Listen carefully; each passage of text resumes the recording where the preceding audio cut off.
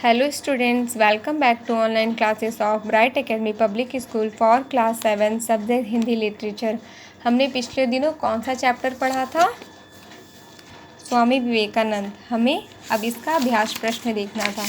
चलिए अब अभ्यास प्रश्न देखते हैं। प्रश्न 1, सही उत्तर पर सही चिन्ह लगाओ। क, विवेकानंद का असली नाम क्या था? नृपेंद्रनाथ दत्त, नरेंद्रनाथ दत्त, सुरेंद्रनाथ दत्त। जो भी सही होगा उसमें आपको टिक लगाना है। ख, विवेकानंद का जन्म किस वर्ष हुआ था? ग, विवेकानंद का प्रिय विषय क्या था? घ, रामकृष्ण परमहंस कहाँ रहते थे? अंग, शिकागो में विश्व धर्म सम्मेलन कब हुआ? अगला प्रश्न देखिए, निम्नलिखित प्रश्नों के उत्तर 10 से 20 शब्दों में लिखो। प्रश्न क, विवेकानंद का जन्म कहाँ और कैसे परिवार में हुआ था और विवेकानंद के माता पिता कौन थे? उत्तर, विवेकानंद का जन्म कोलकाता के एक समृद्ध परिवार में हुआ था और विवेकानंद की माता भुवनेश्वरी देवी और पिता विश्वनाथ दत्त थे। ख, भारत के महाकाव्य और पुराणों का ज्ञान विवेकानंद को किससे मिला? उत्तर, भारत के महाकाव्य और पुराणों का ज्ञान विवेकानंद को अपनी माता से मिला। ग, ज्ञान और तर्क की बारीकियां विवेकानंद ने कहाँ से सीखी? उत्तर, ज्ञान और तर्क की बारीकियां विवेकानंद ने अपने पिता एवं उनके मित्रों से सीखी। प्रश्न घ, ईश्वर के बारे में रामकृष्ण परमहंस ने विवेकानंद को क्या बताया? उत्तर, ईश्वर के बारे में रामकृष्ण परमहंस ने विवेकानंद को बताया कि मैंने ईश्वर को देखा है और अगर तुम चाहो तो तुम्हें भी दिखा सकता हूँ। अगला प्रश्न, शिष्यों के संबंध में रामकृष्ण परमहंस की क्या इच्छा थी? उत्तर, शिष्यों के संबंध में रामकृष्ण परमहंस की इच्छा थी कि उन्हें शिक्षित करना होगा और अपने पैरों पर खड़ा होना सिखाना होगा। अगला प्रश्न देखिए, निम्नलिखित प्रश्नों के उत्तर 30 से 40 शब्दों में लिखो। प्रश्न का, विवेकानंद अपने भारत भ्रमण के दौरान क्या देखकर सबसे ज़्यादा दुखी हुए थे? उत्तर, विवेकानंद अपने भारत भ्रमण के दौरान यह देखकर अत्यंत दुख हुआ था कि भारत के लोग अंधविश्वासी, भूखे नंगे और जाति प्रथा के सताए हुए हैं।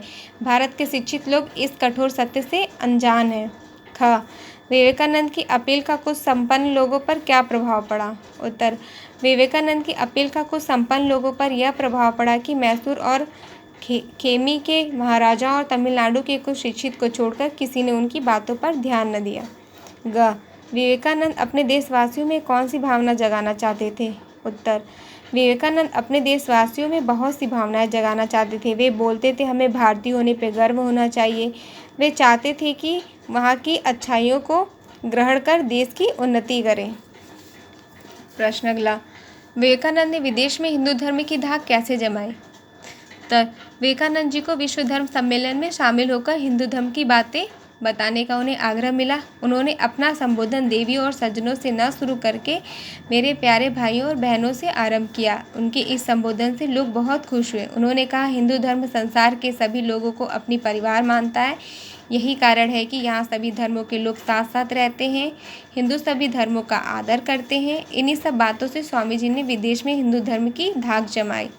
अगला प्रश्न, युवक पर विवेकानंद का कैसा विश्वास था?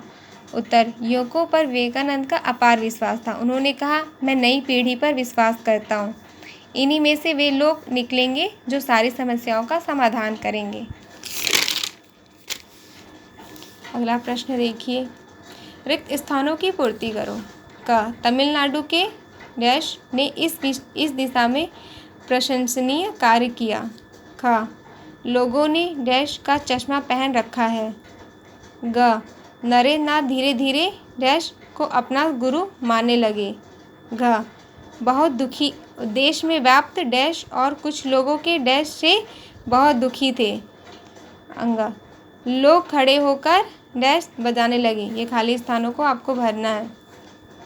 प्रश्न अगला देखिए, सही वाक्य के आगे सही चिन्ह लगाओ। क, स्वामी विवेकानंद का असली नाम नरेंद्रनाथ दत्त था। ख, नरेंद्रनाथ और उनके साथियों ने मुंबई में एक मठ की स्थापना की।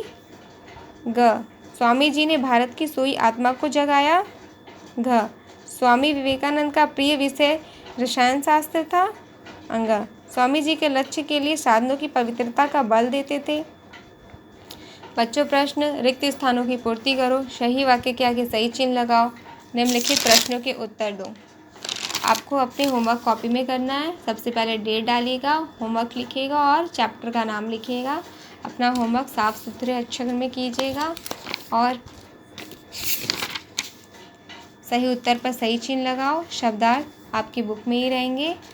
आप कहानी अच्छे से और ध्यान से फिर से पढ़िएगा और अच्छे से लिखिएगा। Bye bye.